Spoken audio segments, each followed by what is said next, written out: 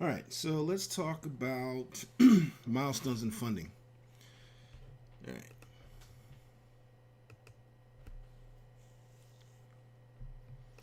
So the first step in the process is that we need to steer the ship away from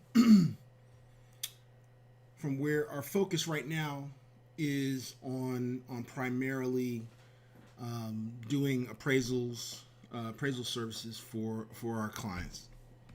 So we need to be able to steer the ship so that we're going in the direction of servicing distressed homeowners and trying to help them out of their situation. And the first step though is going to be the model. Um, Taking all of the appraisal processes that we have, putting it into a model. This step right here, I've done a lot of the programming, all the steps. It all needs to be put together into an end-to-end solution. So we're looking to take 50,000 towards the model, $50,000 towards working capital, 50,000 towards marketing. This money right here is going into digging up those acres of diamonds. So that's primarily going for. This is 350,000. That's going towards the working capital for the fund. So let's talk about the actual milestones. All right. So the valuation model. Uh, the valuation model is going to be probably our biggest advantage. I want to start with that first. I'll talk a little bit about why it is a little bit later. Um, 350,000. Our typical deal is going to be a property that we can pick up for 300, 350. Put 100,000 into it, and it'd be worth between 550 and 600,000. So that's going to be our typical type deal. It's going to be in older, established neighborhoods. A little bit. Um, if you're in Orlando, we're talking about College Park, Maitland, Winter Park, those type of areas. Just a step up. Conway, just a little bit of step up from your middle to lower middle class. That's going to be our target market. Um, Milestone for this convertible note phase for phase one is going to be start to fundraise for the next phase, which I'll go over in a minute, and then launch the main fund, the real estate fund. Also establish a title branch. So let's talk about the AI appraisal management. This our target client is generally going to be lenders. Okay, um, they're going to be homeowners and other types of and attorneys, tax professionals. Those are other, but our main clients are going to be lenders. Okay, and what I found out from our audience is that they want speed and transparency. This is what our clients want, right? In order to expand our initial our base of clients, the valuation model is very important. Um, what the valuation model will do is we'll design an interface for the loan officer. It'll integrate with our valuation model. It'll be an automated valuation model, so they can actually, as they're putting in the order, they can actually get a range of value based on the criteria that an appraiser is going to use to evaluate the value of the property. Now that's big, because most clients right now they put an appraisal order out there. They have no idea what is going to come back. They throw it out into the ether. Comes back a week later. They have no idea what's going on. This appraisal model is going to help with transparency. they'll see initially what we're looking at. It'll give them an interface where they can go and actually provide comps if they don't like what the value is. The model can automatically evaluate those comps and integrate it. If our model is completely unbiased, the best comp works. So if it's something that we missed, we'll add it into it, and we'll score it, and we'll add it into our consideration. It's completely unbiased. It's no appraiser saying I'm not going to go and my value is I've been doing this for 40 years. Just trust my value. No, it's completely transparent. It's going to give them an instant value range. I want to tell you that's big. No appraisal management company is going to touch that.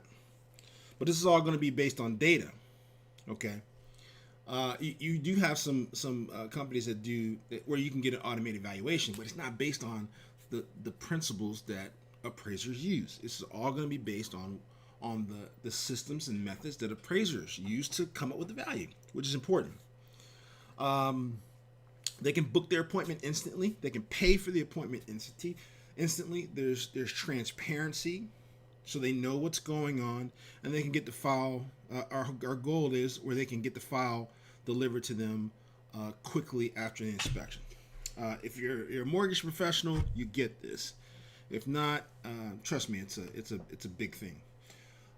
So with our because this initial phase, with this limited amount of capital until we can gain more capital from the fund, a big thing is going to be just to wholesale anything we get.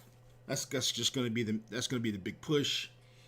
We have contacts in the real estate investment community. We do their appraisals all the time.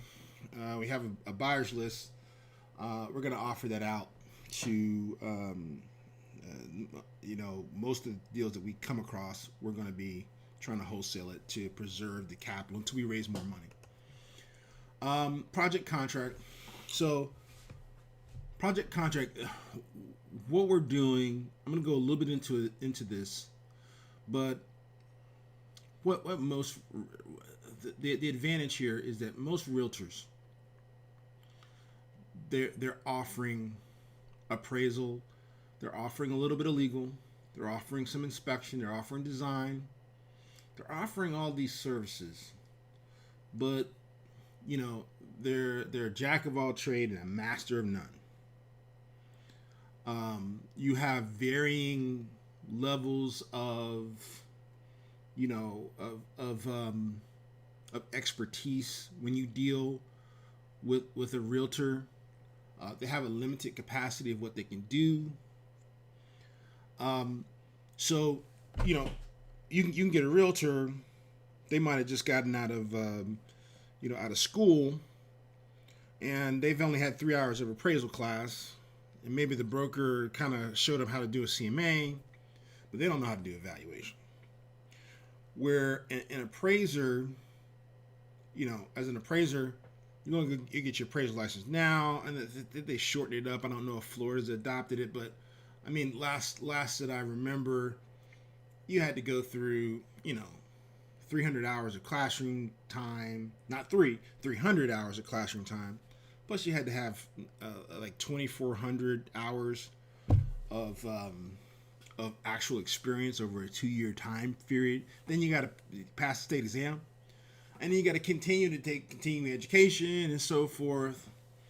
And most of the time you have to have a degree, or some training in economics and some other things.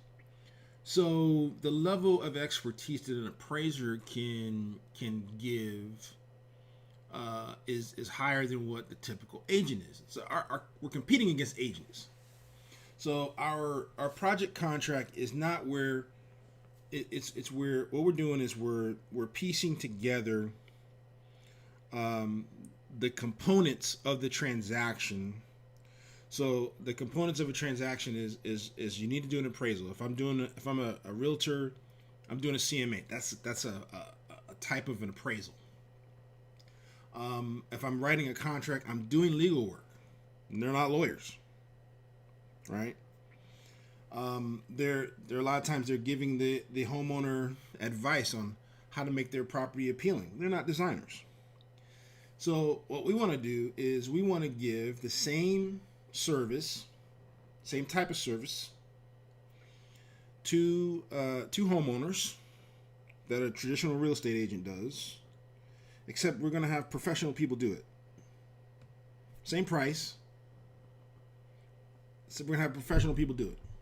And they can customize what they're doing so they can cut out things. So maybe they don't want to do the marketing. Maybe they don't want us to do the marketing. Maybe they're going to do their own open houses and they're going to put a sign out and all that stuff like that. But they need somebody to do the legal. They need somebody to get the appraisal done.